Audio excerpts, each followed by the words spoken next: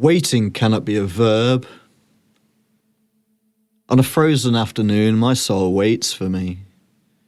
Viewing one half of myself through binoculars deep into the other, the main historic feature to note is partial occupancy of the body.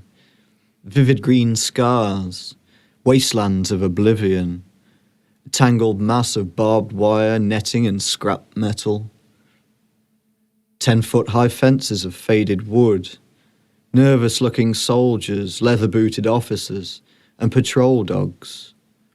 One to another I am collapsed together, disintegrating clothing, ragged papers, charred fields, human remains labouring into fierce winters, my fingers numb and shriveled by the bitter winds. The surfaces of all objects are continuously throwing off images.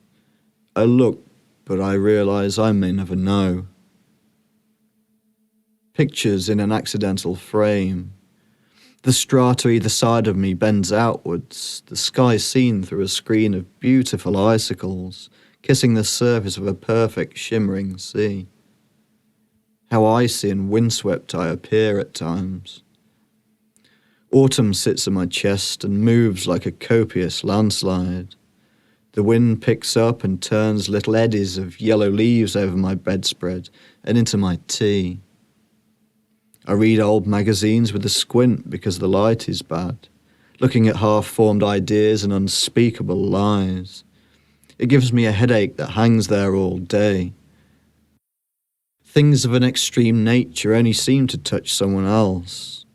That was what I foolishly believed back then, until fate caught up with me and swung me around by the throat.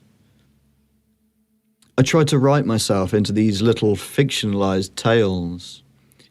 Henry sat out each day dreaming his small dreams and shivering in the wake of human history, set out like a clockwork toy wound too tight, with the springs all jammed up and knotted.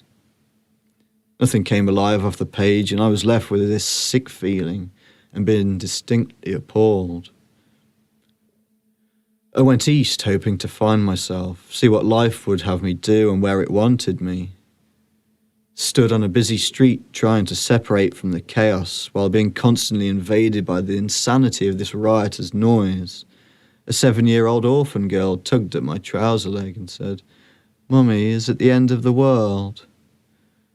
I leaned in a nearby doorway and cried. Seeking solace in a quiet mountain village a week later, I made the acquaintance of a local shaman. Gathering sand up in a cloth, I followed him up as he took it onto the far hill, where he scattered it to the four winds, muttering incantations. The dust hit the sky from his hands. Dawn was breaking over the horizon like a sad, unfinished smile. He turned to me and stated the gods had been appeased and I was duly appointed. In what, he never did say. And now the internal scenery again. Dark forms glimpsed through wisps of drifting steam, representing patience, sadness, and resignation. The same things every time. My childhood sends me off to the typewriter with a memento to transcribe, as if surgically trying to excise it from my face.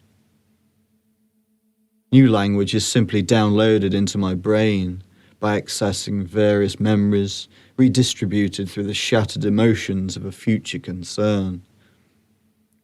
I try to explain all this to Jessica. She just looks up from a magazine, grins, and blows a perfect smoke ring. "Exactamon," she says, enigmatically, and stubs the cigarette out on her leg.